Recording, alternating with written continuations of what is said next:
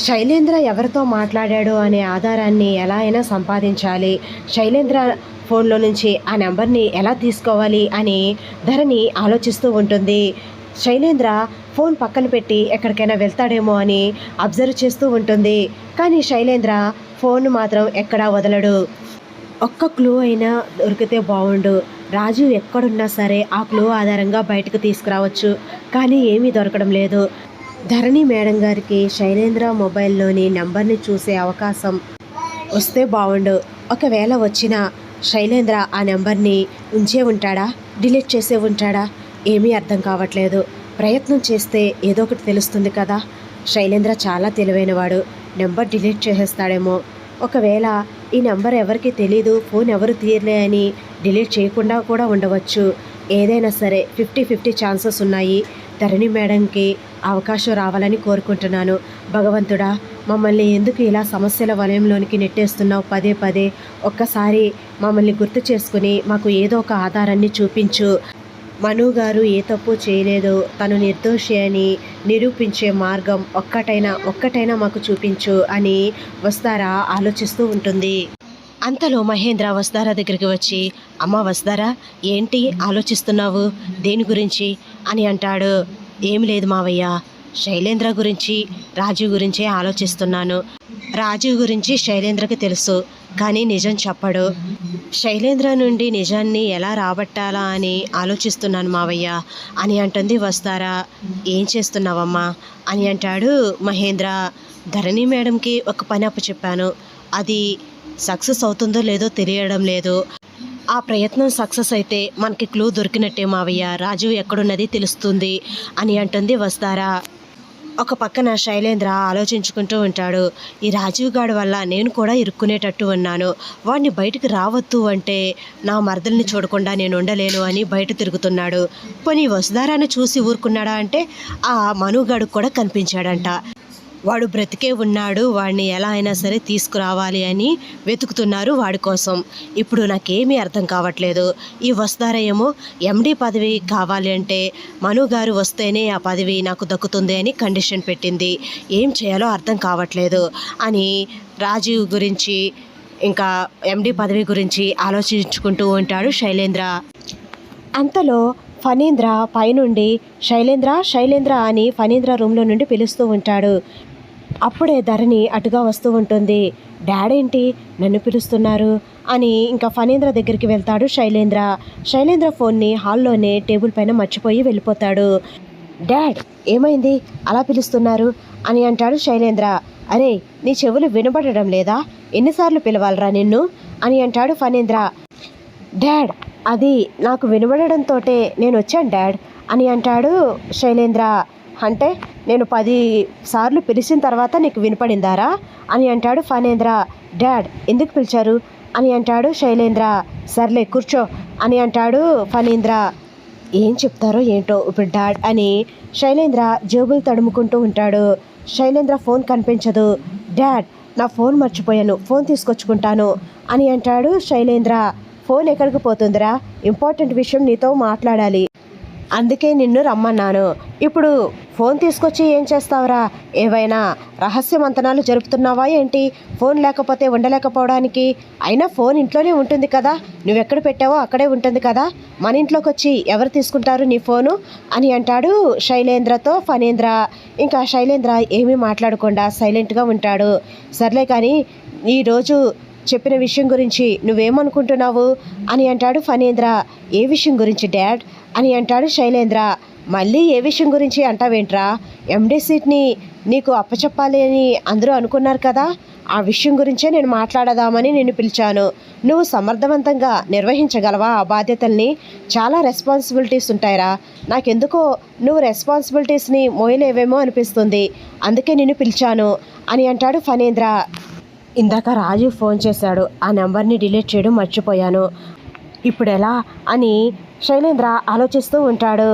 ఏంట్రా నా మట్టుకు నేను అడుగుతుంటే నువ్వు ఏమీ సమాధానం చెప్పకుండా అలా సైలెంట్గా చూస్తావేంటి అని అంటాడు ఫణీంద్ర. డాడ్ మీరే నన్ను నమ్మకపోతే ఇంకా నేను ఎవరికి చెప్పుకోవాలి డాడ్, నీ కొడుకు మీద మీకే నమ్మకం లేకపోతే ఇంకా నేను ఏమనాలి డాడ్, ఏం మాట్లాడాలి అని అంటాడు శైలేంద్ర. అది కాదురా, నీకంటూ ఒక అవగాహన ఉండాలి కదా, దానికి చాలా నాలెడ్జ్ కావాలి. అంత నాలెడ్జ్ నీకు ఉందా లేదా అనేది నా అనుమానం అని అంటాడు ఫణీంద్ర. ఈలోపు ధరణి శైలేంద్ర ఫోన్ దగ్గరికి వస్తుంది. మావయ్య గారు ఈ సమయంలో మా వారిని పిలిచి చాలా మంచి పని చేశారు. మావయ్య గారు ఏం చేసినా అది మంచే జరుగుతుంది. కాబట్టి ఈ సమయాన్ని మనం వాడుకోవాలి. ఈ ఫోన్ ఓపెన్ చేసి ఆ నంబర్ ఎవరిదో కనుక్కోవాలి అని నెమ్మదిగా శైలేంద్ర ఫోన్ని చేతుల్లోకి తీసుకుంటుంది ధరణి. ఫోన్ ఓపెన్ చేస్తుంది. ఫోన్ ఓపెన్ చేసి కాల్ లిస్ట్ చూస్తుంది. కొత్త నెంబర్ ఉంటుంది. మా వారు మాట్లాడింది ఈ నెంబర్తోనే అని ఆ నెంబర్ని తన మొబైల్లో నోట్ చేసుకుంటుంది ధరణి. ఇంకా నెంబర్ తీసేసుకున్న తర్వాత ఫోన్ని టేబుల్ పైన పెట్టేయబోతూ ఉంటే అంతలో దేవయాని వస్తుంది. ఏ ఆగు, ఆ ఫోన్ ఎవరిది అని అంటుంది. ఏమో అత్తయ్య, మా వారిదిలా ఉందే, మా వారు ఇక్కడ లేరు అని చూస్తున్నాను అని అంటుంది ధరణి. శైలేంద్ర ఫోన్ ఇక్కడ పెట్టి ఎక్కడికి వెళ్ళాడబ్బా అని ఆలోచిస్తూ ఉంటుంది దేవయాని. సర్లే కానీ నువ్వు వాడి ఫోన్ అని తెలిసి కూడా ఎందుకు చేతుల్లోకి తీసుకున్నావు అని అంటుంది దేవయాని. అదేంటి అత్తయ్య, నా భర్త ఫోను నాకు పట్టుకునే స్వాతంత్రం కూడా లేదా అని అంటుంది ధరణి. వేరే వాళ్ళ ఫోన్స్ చూడకూడదు అనే మినిమం కామన్ సెన్స్ లేదా ధరణి నీకు అని అంటుంది దేవయాని. మీరు చెప్పింది కరెక్టే అత్తయ్య, పరాయి వాళ్ళ ఫోను చూడకూడదు. అలా చూస్తే వాళ్ళకి కామన్ సెన్స్ లేనట్టే. కానీ నా భర్త నాకు పరాయవాడు కాదు కదా అత్తయ్య, మేమిద్దరం ఒక్కటే కదా. అలాంటిది నా భర్త ఫోన్ నేను చూడడంలో తప్పేముంది అత్తయ్య అని అంటుంది ధరణి. ఈ మధ్యలో నువ్వు మాటలు బాగా మాట్లాడుతున్నావు ధరణి. సర్లే కానీ వెళ్ళి ఒక మంచి కాఫీ ప్రిపేర్ చేసుకుని తీసుకురా అని అంటుంది దేవయాని. సరే అత్తయ్య. అత్తయ్య ఇదిగోండి మీ అబ్బాయి ఫోను, కావాలంటే మీరు కూడా చూసుకోండి అని దేవయాని చేతుల్లో శైలేంద్ర ఫోన్ని పెట్టేసి వంటగదిలోకి వెళ్తుంది ధరణి. ఇదేంటి నాకిచ్చి వెళ్తుంది, సర్లే ఇదేం చూస్తుందో ఏంటో అని ఫోన్ ఓపెన్ చేస్తూ ఉంటే ఫోన్ ఓపెన్ అవ్వదు. ఇదేంటి మరి అదేం చూసింది ఫోన్లో, అంటే ఏమీ చూడలేదా, కావాలని నాతో అలా మాట్లాడిందా అని అనుకుంటూ ఉంటుంది దేవయాని. అంతలో శైలేంద్ర పైనుంచి మెట్లు దిక్కుంటూ వస్తూ ఉంటాడు. రే ఎక్కడికి వెళ్ళావరా, ఫోన్ ఇక్కడ పెట్టి అని అంటుంది దేవయాని. డాడ్ పిలిచారు మమ్మీ, అందుకే డాడ్ దగ్గరికి వెళ్ళాను అని అంటాడు శైలేంద్ర సీరియస్గా. అవునా, ఎందుకు పిలిచారు అని అంటుంది దేవయాని. ఎందుకేంటి మామ్, ఎండి పదవిని ఇస్తాను అని అందరూ అన్నారు కదా, నువ్వు చేయగలవా లేదా నీ మీద నాకు డౌట్ ఉంది అని చెప్పడానికి పిలిచారు అని అంటాడు శైలేంద్ర. ప్రపంచంలో అందరూ నమ్మినా సరే మనల్ని మాత్రం మీ డాడ్ నమ్మర్రా, ఇదెక్కడ చోద్యమో మనకు అర్థం కాదు అని అంటుంది దేవయాని. ఎందుకు మామ్ డాడ్ ఎలా తయారయ్యారు, కన్న కొడుకుని నమ్మకుండా ఎవరినో నమ్ముతాను అంటారేంటి, అసలు డాడ్ ఏం చేస్తున్నారు డాడ్కైనా అర్థమవుతుందా, అసలు నా మీద నమ్మకం లేకపోవడం ఏంటి మామ్ అని అంటాడు శైలేంద్ర.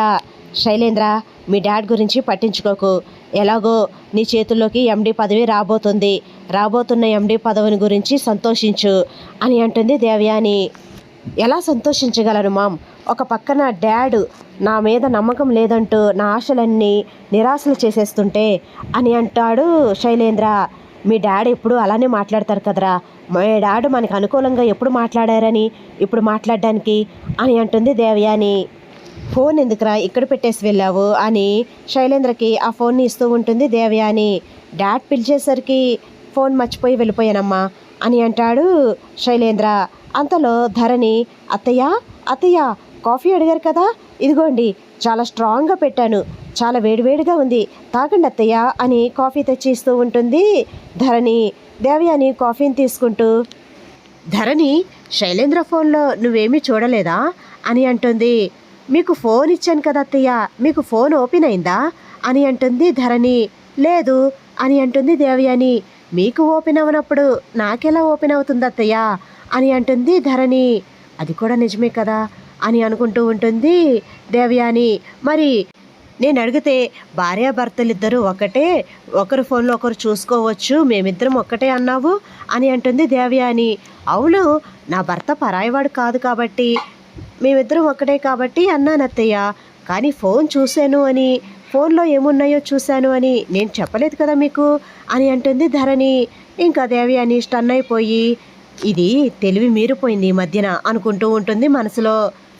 మమ్మీ నా ఫోన్కి ఫింగర్ ప్రింట్ లాక్ ఉంటుంది, దాన్ని ఎవరూ ఓపెన్ చేయలేరు నేను తప్ప అని అంటాడు శైలేంద్ర. ఓ అవునా నాన్న అని అంటుంది దేవయాని. ధరణి మనసులో నవ్వుకుంటూ ఇలా ఎప్పుడైనా ఉపయోగపడుతుంది అనే ఉద్దేశంతోనే శైలేంద్ర నిద్రపోతున్నప్పుడు తన చేతిని తీసుకుని తన ఫింగర్తో తన ఫోన్ని ఓపెన్ చేసి సెట్టింగ్స్లో నా ఫింగర్ ప్రింట్ కూడా యాడ్ చేశాను. దానివల్ల ఇప్పుడు నాకు మంచే జరిగింది. ఇప్పుడు ఆ అన్నోన్ నెంబర్ ఎవరిదో తీసుకోగలిగాను. ఈ విషయం శైలేంద్రకి తెలియదు. పాపం తన ఫింగర్ ప్రింట్ ఒక్కటే ఉందే అనుకున్నాడు. తనకు తెలియకుండా నా ఫింగర్ ప్రింట్ కూడా యాడ్ చేసి హైడ్లో పెట్టాను అనే విషయం శైలేంద్రకి తెలియదు. ఇలాంటి టెక్నాలజీ విషయంలో నా భర్త కొంచెం పూర్ అనుకుంటలే అని నవ్వుకుంటూ ఉంటుంది ధరణి జరిగిన దాన్ని గుర్తు చేసుకుంటూ. అత్తయ్య మీకు ఇంకేమైనా కావాలా? ఏవండి మీకు కూడా ఏమైనా స్ట్రాంగ్గా కాఫీ తీసుకురావాలా అని అంటుంది ధరణి. నాకేం కాఫీ అవసరం లేదు అని అంటాడు శైలేంద్ర. అత్తయ్య మీకు అని అంటుంది ధరణి. నాకు కూడా ఏం అవసరం లేదు, నువ్వు వెళ్ళి నీ పని చూసుకో అని అంటుంది దేవయాని. ఇంకా వస్తారాకి ఈ నెంబర్ ఎలా అయినా సరే త్వరగా ఇవ్వాలి అనుకుంటూ వంటగదిలోకి వచ్చేస్తుంది ధరణి. ఇంకా దేవయాని శైలేంద్ర మాట్లాడుకుంటూ ఉంటే ధరణి వంటగదిలోకి వచ్చేసి వస్తారాకి ఫోన్ చేస్తుంది. అటుపక్కన వస్తారా మహేంద్ర ఇద్దరు కూడా మాట్లాడుకుంటూ ఉంటారు కదా. మావయ్య ధరణి మేడం ఫోన్ చేస్తున్నారు అని అంటుంది. లిఫ్ట్ చేసి మాట్లాడమ్మా, ఏమైనా ఇన్ఫర్మేషన్ దొరికిందేమో అని అంటాడు మహేంద్ర. ఇంకా వస్తారా ఫోన్ లిఫ్ట్ చేస్తుంది. ధరణి మేడం అని అంటుంది. వస్తారా నువ్వు చెప్పిన పని పూర్తి చేశాను, సక్సెస్. ఈ నెంబర్ని నీకు పెడుతున్నాను, ఆ నెంబరు ఎవరితో కనుక్కో, ఆ నెంబర్తోనే మా ఆయన మాట్లాడింది అని ఆ నెంబర్ని మెసేజ్ పెడుతుంది. వస్తారాకి నెంబర్ వచ్చిన తర్వాత మేడం నాకు నెంబర్ వచ్చింది, మీ మొబైల్లో ఆ నెంబర్ని అరెస్ట్ చేసేయండి అని అంటుంది వస్తారా. సరే వస్తారా, నా ఫోన్లో ఆ నెంబర్ని డిలీట్ చేసేస్తాను అని అంటుంది ధరణి. సరే వస్తారా, నీ పనిలో నువ్వుండు, నేను ఉంటాను అని ధరణి ఫోన్ పెట్టేస్తుంది. తర్వాత ఇంకా ఆ నెంబర్ని కూడా తన ఫోన్లో నుండి డిలీట్ చేసేస్తుంది. వస్తారా ఆ నెంబర్ని సేవ్ చేసుకుని మావయ్య శైలేంద్ర ఫోన్ మాట్లాడింది ఈ నెంబరేనంట, ఈ నెంబర్ ఎవరిదో మనం కనుక్కోవాలి. ఇప్పుడు మనం ఎవరి సహాయం తీసుకోవాలి? ముకుల్ గారి సహాయం తీసుకుంటే బాగుంటుందేమో, ఈ నెంబర్ని ట్రేస్ చేయమని చెప్పాలి అని అంటుంది వస్తారా. సరే అమ్మా, నేను ఇప్పుడే ముకుల్ గారితో మాట్లాడతాను అని మహేంద్ర ముకుల్కి ఫోన్ చేస్తాడు. ముకుల్ వెంటనే వస్తాడు. ఇంకా ముకుల్కి జరిగిన విషయం అంతా చెప్తారు.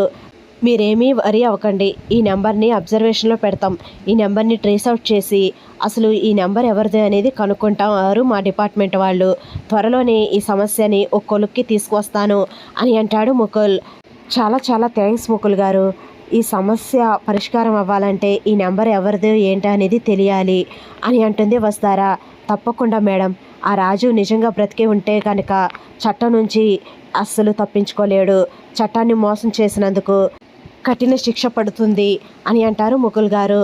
ఇంకా ముకుల్ గారు ఆ నెంబర్ని తీసుకుని ఆఫీస్కి వెళ్ళిపోతారు. నెంబర్ని అబ్జర్వేషన్లో పెడతారు, ట్రేస్ చేస్తారు. అది రాజీవ్ నెంబరే అని తెలుస్తుంది. మొబైల్ ఫోన్ టవర్ సిగ్నల్స్ ఆధారంగా రాజు ఎక్కడున్నది కనిపెట్టేస్తారు పోలీస్ డిపార్ట్మెంట్ వాళ్ళు. ఇంకా రాజుని చుట్టుముట్టి పట్టేసుకుంటారు డిపార్ట్మెంట్ వాళ్ళు. రాజీవ్ని కోర్టులో సబ్మిట్ చేసి మనుని నిర్దోషిగా బయటకు తీసుకువస్తారు. రాజీవ్కి అయితే ఇంకా చట్టాన్ని మోసం చేసి చనిపోయినట్టు చిత్రీకరించి డిఎన్ఏ రిపోర్ట్స్ కూడా అలా ఫేక్గా సృష్టించినందుకు రాజీవ్కి కఠినమైన శిక్షని విధిస్తారు కోర్టు వాళ్ళు.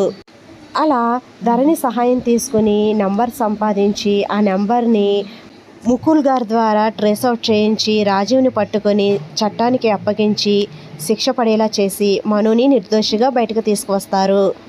ఈ ఇమాజినరీ స్టోరీ నచ్చితే కనుక లైక్ ఇవ్వండి ఫ్రెండ్స్. మన ఛానల్ని ఫస్ట్ టైం చూస్తున్న వాళ్ళైతే సబ్స్క్రైబ్ చేసుకుని బెల్ ఐకాన్ ప్రెస్ చేయండి. Thanks for watching. Bye bye.